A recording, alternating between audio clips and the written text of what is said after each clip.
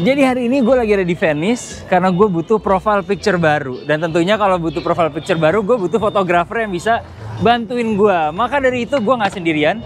Gue hari ini sama Jordi. Sama Jordi guys. Kalian mungkin pernah lihat dia ketika gue ngevlog nonton Martin Paes. Dia salah satu fotografernya. Jadi dia itu fotografer apa? Sepak bola ya? Sepak bola, sports, lifestyle, apapun lah pokoknya. Gokil. Jadi kita akan ngobrol-ngobrol tentang pengalamannya dia. Kok bisa jadi fotografer di lapangan, on the sideline. Dan siapa aja yang udah pernah difoto sama dia, oke? Maka dari itu duduk yang manis. Kalau kalian baru di sini jangan lupa untuk minum air. Subscribe.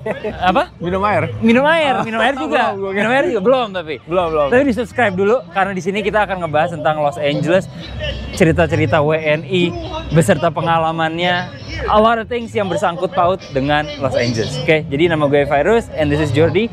Kalian lagi nonton channelnya Anak LA gimana? Nah, LA gitu. Oke, let's go yuk.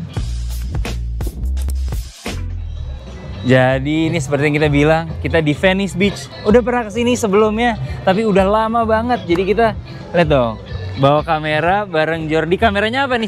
Speknya apa dulu nih? Fuji X106. Wih, gila. Coba kasih lihat dulu dong. Rangefinder. Kalau dibilang sama orang-orang, kamera yang terkenal gara-gara TikTok. Jadi susah dapetinnya gara-gara itu. Tapi lucky gue tahun lalu pas keluar yang versi baru yang 6, gue pre-order langsung dapat within 3 months, dan itu pun gue ngerasa gue kira nunggu lumayan lama karena banyak yang sampai sekarang masih nunggu, jadi gue lumayan bisa dapet ini. Iya. Kenapa? Apa yang selain terkenal di TikTok, apa yang membuat lo pengen ini gitu? Satu, gue suka form factornya, kecil kan, gampang dibawa kemana-mana. Kedua, ada mereka namanya film simulation yang buat kayak bisa picture profile gitu. Bisa kasih picture profile, kayak retro feel gitu loh, bisa film, bisa dimasukin presetnya sendiri gitu, kayak Kodak Portra 400, orang-orang yang suka film cine still, macam-macam bisa dimasukin resepinya, dan itu yang kayak membuat orang-orang, selain kecil, orang kan sekarang maunya kayak retro vintage look gitu, makanya mereka nyarinya ini. Nice, oke. Jadi boleh lah bantuin gue foto-foto, sambil mungkin foto-foto juga nanti di-sharing di sini, dan gue butuh profile picture baru sih. Aman, langsung.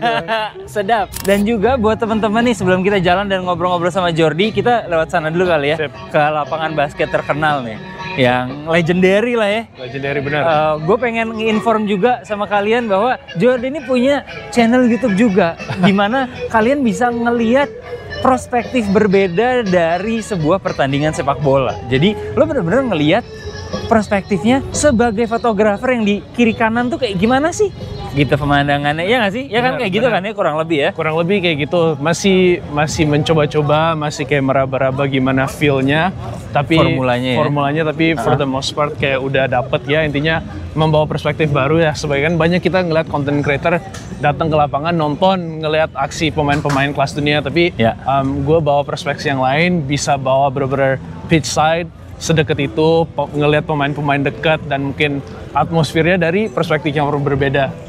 Gue sih belum pernah ngelihat ya perspektifnya, jadi menurut gue itu sangat menarik. Jadi buat teman-teman jangan lupa langsung di subscribe. Nanti linknya untuk channelnya Jordi gue taruh di deskripsi. Dan kenapa gue bring this up dan pengen bawa dia juga, selain dia punya cerita yang keren, adalah FIFA Club World Cup itu akan segera berlangsung. Pertandingan pertamanya kapan sih? Pertandingan pertama sebenarnya tanggal 14, openingnya Inter Miami lawan apa gitu, lupa. Tapi mainnya di Miami. Yang ada yang katanya gosipnya mau Ronaldo itu, mau ngambil Ronaldo, bukan? Beda. Kayaknya tim lain, tapi gue lupa namanya. Bukan Al Hilal. Bukan Al Hilal. Al Hilal beda grup. Beda grup. Tapi pertandingan pertama bakal langsung di Hard Rock Miami tanggal 14 hari Sabtu. Anyway, game apa aja yang lo akan cover di Piala Dunia World Cup ini? So far yang gue udah di-approve, game pertama hari Minggu di Rose Bowl, the Champions of Europe, Paris Saint-Germain versus Atletico Madrid. Sama PSG, oke? Iya, abis itu schedule sih hari Selasa ada Inter Milan lawan Monterrey ada Sergio Ramos. Terus habis itu malam itu pun gue langsung berangkat ke Miami buat Real Madrid Al Hilal hari Rabu. Terus habis itu hari Jumat Bayern Boca Junior. Habis itu ada Urawa Reds sama Monterrey lagi. And lastly Juventus Manchester City buat group stage, fase grup. Itu di kota-kota beda tuh? Kota-kota beda. Jadi lo terbang-terbang gitu ya? Terbang-terbang. Ini kita sambil melewati lapangan basket yang terkenal ya? Iya. Ini legendaris nggak sih lapangannya? Legendaris. Coba kita putar dulu. Mungkin ya karena Venice Beach ya gitu, ngerti ya? It's iconic. Ya, mungkin in terms of kayak history-nya juga banyak, tapi kayak semacam Rucker Park lah kalau di New York, di Harlem kalau nggak salah namanya. Yoi. Kayak tempat-tempat kayak atlet-atlet pada datang main gitu. But ya keren sih, maksudnya ngeliat-ngeliat orang-orang main ke sini, you know, just free for the joy, you know, no pressure untuk, you know, senang-senang aja. So, Yoi. Anyway, gue pengen ngomongin soal karir dari si fotografi. Kan lo berarti ngefotografi kan sekarang. Benar. Tapi sebelum lo masuk ke fotografi itu biasanya awalnya hobi kan? Hobi. Iya kan? Nah tentunya kalau hobi itu di awalnya belum mendapatkan duit. Benar.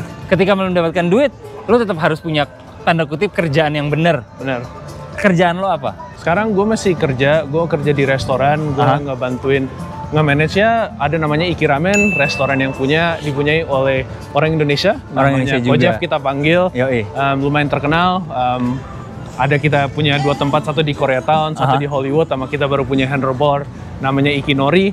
Ya sampai sekarang gue masih kerja di sana, tapi untungnya Kojef pas gue mulai pindah kerjaan ke sana, Kojef baik banget. Gue bilang kayak this is not my end all be all. Gue ada yang gue urusin di samping, which is my photography career. Dan luckily Kojef bilang great. Asalkan, you know, bisa dapat cover pas kerjaan ya aman aja gitu. Dan dia fully supportive karena dia ngeliat kayak ada anak muda yang masih mengejar mimpinya, go for it gitu. Tapi sembari didukung, tapi sembari masih belum full time, yang ada salahnya tetap kerja, make money, you know, dan belajar juga. Ya, menurut lo gimana? Karena banyak sekali nih orang Indonesia yang kadang enggan untuk kerja di restoran yang dimiliki orang Indonesia lainnya. Benar.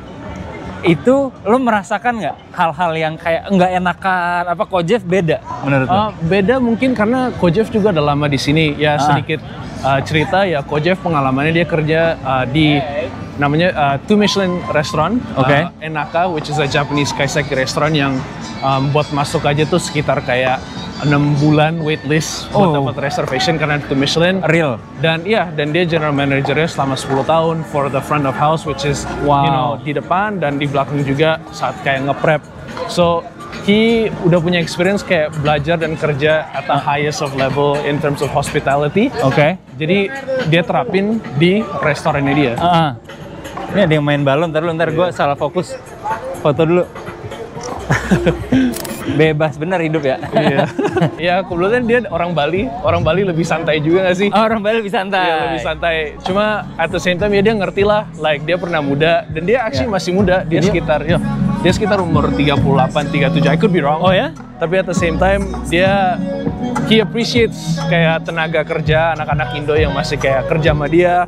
Dan kebetulan dia, you know, everybody has their own goals, everybody still mencoba figuring out life. Dan disupport itu loh yang gue suka. Disupport, makanya jadi kayak kita ada relationship yang benar-benar respect, bisa kayak jadi teman. At the same time when it's time to work, then it's time to work gitu loh, ngerti nggak sih? Tapi stay profesional. Tapi outside of that, ya udah kita, you know, have fun, do your thing. Kita bisa kadang-kadang main basket bareng, main bola bareng, barbecue bareng, you know. So it's like a family-owned restaurant, jadi that's why it gives out like a family restaurant vibe. Emang fotografer kalau udah ngelihat foto dikit langsung ada kesempatan moto, cat. Ini hitungannya daerahnya namanya Muscle Beach guys, karena di sini ada apa sih yang buat workout gitu, kayak gym yang open gym bisa ditonton sama semua orang. Terus ini buat fighting, lo lihat dong.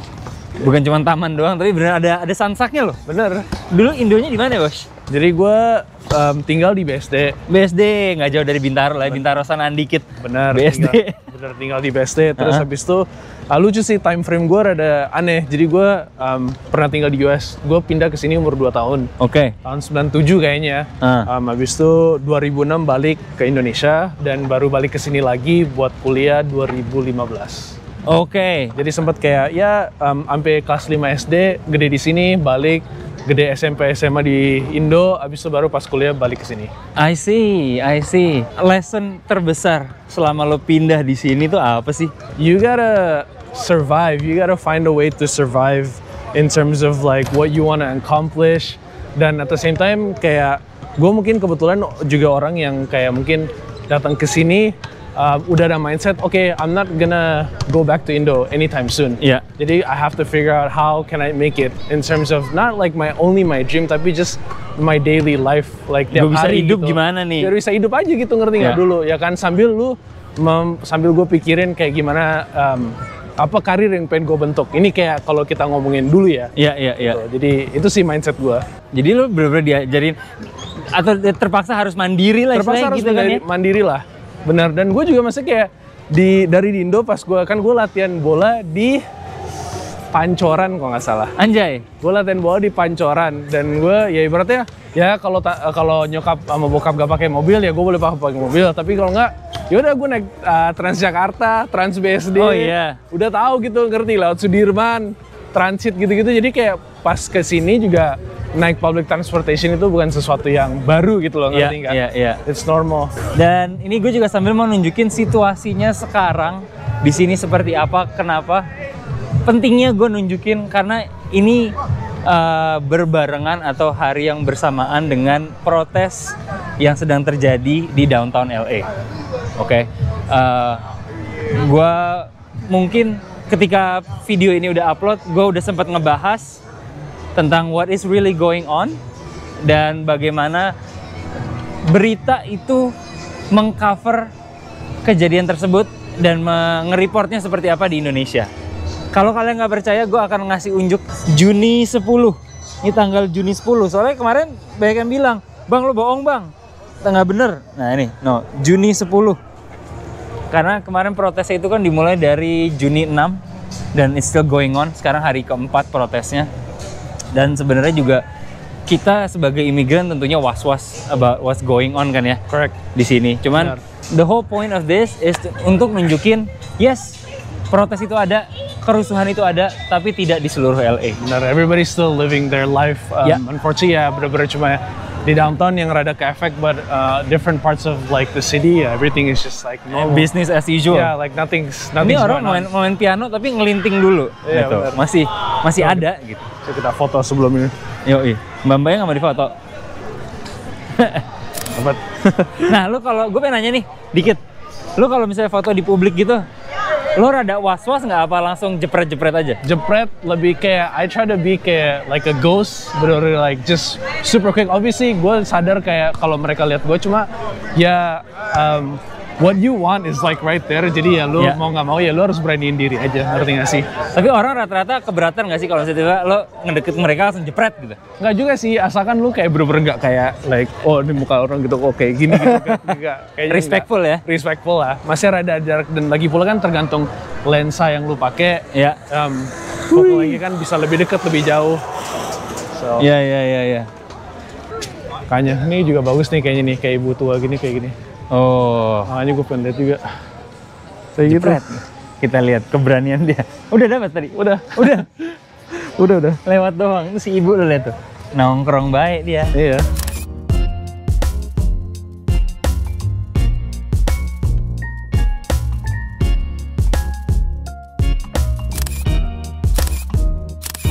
Ngomongin soal fotografi, apa sih yang bikin lo, gue tertarik nih untuk motoin pertandingan bola? Ya cinta gue sama sepak bola sih, ngerti gak? Gue bener-bener fans. Ya fans dari kecil. Mungkin kan gue gede di US, tapi pas gue balik ke Indo, gue jatuh cinta lah sama yang namanya sepak bola. Oke. Dan dari situ gue ke-expose dengan gimana how the game is gitu loh. How football is as a game, as a sport. Banyak sentimen, emotions yang gue rasa nggak ada sport lain bisa capture juga. Makanya gue jatuh cinta sama itu. Terus habis itu ya kebetulan gue ya suka fotografi lah, dan long story short, gue dapat startnya sama temen gue. Ibaratnya buat cerita lebih gampang, ada tim namanya LAFC yang bakal lo tonton nanti di Atlanta. Kebetulan temen gue presiden supporter grupnya, jadi ibaratnya nama mereka tuh 3252, ibaratnya kayak di Jack. Betul. Tapi kan di Jack ada Jack Jakarta Selatan, Jack Jakarta Barat. Nah, temen gue salah satu punya supporter group yang udah diresmikan masuk di under 30 to 52 itu. Oke. Nah dari situ gue bilang, lu kalau ada kesempatan, cobalah gue pengen datang foto. Ya bilang lu datang aja, mungkin kita nggak bisa ngasih supply kredensial langsung akreditasi gitu, tapi lu datang aja bawa kamera film lu, kamera jadul, foto dari stand. Tapi mereka lumayan deket sama media perspektifnya. Oke. Jadi kayak gitu startnya. Dari situ tuh? Dari situ game pertama gue shoot dari stands. Abis itu nggak lama mereka ngajuin, oh kita punya fotografer nih yang pengen kita ajuin buat lu bisa ngasih akreditasi gitu. Walaupun akreditasinya cuma kayak di stand doang, tapi resmi dapet credential dan bisa bawa kamera profesional. Shout out my guy Raul. Javier from LAO, namanya Los Angeles Originales, that's the group. So that got me the start. Dan abis itu ya udah, setelah itu gue ikut 1 kali derby travel ke Dignity Health Center pas LA Galaxy lawan LA Galaxy, ya ibaratnya derby kan, kayak Persija Persib gitu ya kan. Terus habis itu dari situ gue masih bawa film kamera. Setelah itu 3 minggu 4 minggu baru gue dapet credential buat foto profesional game pertama gue. Wow. Makanya seru tuh ya? Seru, maksudnya kayak full circle moment lah. Ngomong-ngomong soal full circle moment, dia ini fansnya MU. Benar. Sayangnya, gitu ya. Sayangnya dia fansnya MU. Iya. Nah, sabar ya, ini ada komposisi anjingnya di situ. Soalnya gue pengen nanyain juga, dia tuh soalnya pernah yang namanya motoin tim favoritnya dia. Udah sempat motoin MU, walaupun bukan di Old Trafford, tapi pas dia ke Amerika lo sempat fotoin ya? Benar, pertama kali foto MU lawan Arsenal di MetLife Stadium. Ya itu bener-bener momen yang kadang-kadang kalau gue pikirin masih kayak luar biasa, karena lucunya gimana ya, itu tim yang bener-bener gue support, tim yang bener-bener gue support dari 2006, 2005. Passion banget lah ya. From like the glory days sampai sekarang masih terpuruk gitu kan. Cuma ya bisa satu lapangan sama mereka, itu bener-bener kayak feeling yang luar biasa. Terus lu tadi sempat mungkin teman-teman juga udah pernah ngeliat foto yang gua share sama kalian. Dia udah sempat motoin Messi. Ya kan? Iya. Itu gimana rasanya lo ketika nonton Messi secara langsung, pitch side, which is lo bukan dari atas, dari tribun, lo benar-benar sejajar sama dia ngeliatin si Messi dengan real speed. Bener. Itu gimana tuh? Gimana ya? Karena kan gue tahu ya, maksudnya kita ibaratnya semua orang sepak bola pasti ngikutin karirnya Messi, Ronaldo. Iya. Kayak orang yang ngerti bola bisa tahu lah, dia ibaratnya punya visi dari atas, ibaratnya punya berkat dari yang maha kuasa gitu, ngerti gak? Bisa ngelihat passing, bisa ngedribbling kayak gitu, ngerti gak? On top of his like ability. Jadi pas ngelihat dia, gue ngerasa dia 3-4 step ahead dari semua orang yang main.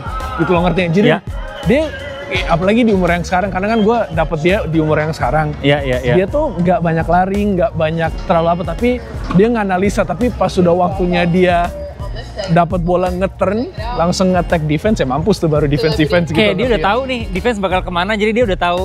Kayak kalau main catur tuh dia udah tahu nih lawan akan ngelawan lo pergerakannya gimana. Bener. Dia udah ada lawan kayaknya sendiri. momen gitu loh, ngerti nggak? Dia pakai tenangannya pas momennya gitu. Makanya kalau lihat golnya Messi, kayak ibaratnya Jordi Alba ke Messi kan, Messi selalu arriving telat gitu di ujung penalti, terus di placing aja kiri apa kanan gitu.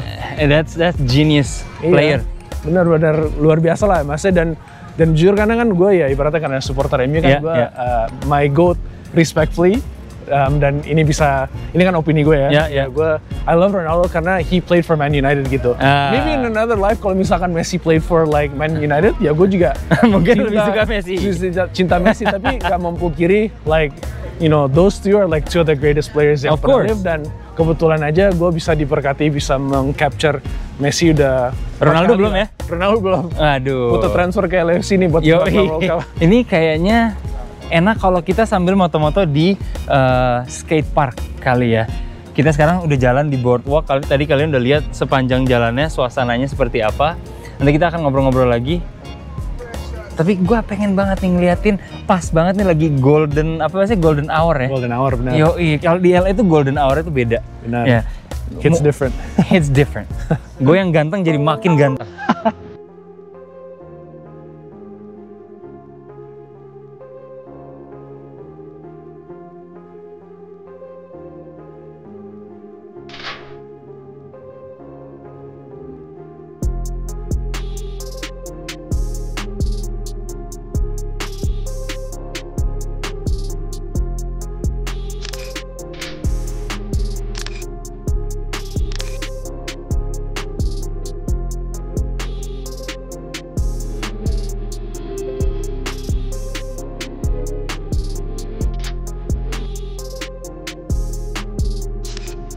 Nah, kita sekarang sudah nyampe di skate parknya nih. Oke, kita naiknya lewat mana? Sini aja bisa? Bisa. Bisa.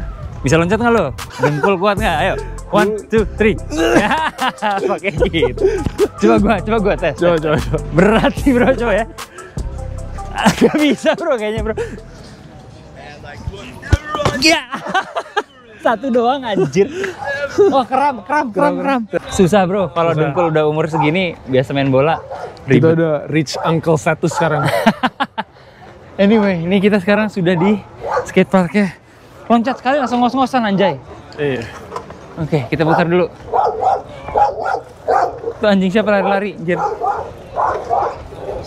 Ini nih banyak sekali impian teman-teman untuk bisa main ke sini. Kalau kalian belum sempat main ke sini, gue doain bisa nyampe. Tapi sementara itu gue wakilin dulu. Dari mana angle yang enak, Pak fotografer? Dari sini kayaknya. Ini enak ya. Is.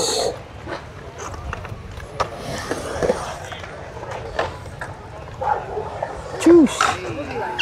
Pemandangannya gimana guys menurut kalian? Ini kalau madep ke sana dengan pemandangan ini sedikit backlight ya. Soalnya matahari berbeda dari sana tapi bentar lagi turun.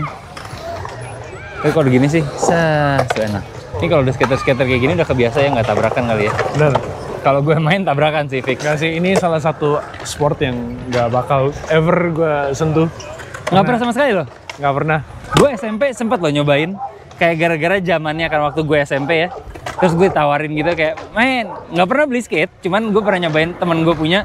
Terus gue mikir, gue lebih cinta bola. Dan gue butuh kaki gue. Akhirnya gue pada saat itu gue memutuskan, oke gue nggak main skate, gue bukan anak skate. Dan fun fact, gue selalu bilang gue mendingan berenang sama hiu, which pernah gue lakuin, daripada gue main skateboard. Coba sini gue fotoin lu dulu, testing. Wih mau difoto dulu, saya cerita lagi vlogging di foto. Aduh rambut gue kemana-mana tapi guys, kalau udah pakai hairspray-nya banyak. Tuh lihat tuh, ke bawah-bawah cuy. Sambil difoto sama si Jordi, sambil gue ngasih sama kalian, cuaca di sini itu 62 derajat Fahrenheit. Kalau Celsiusnya ya ntar gue taruh sendiri, kalian bisa lihat. Dan lumayan angin. Ini gue sebenarnya lumayan kedinginan, tapi karena kita nggak ada jaket anyway, jadi nyantai aja.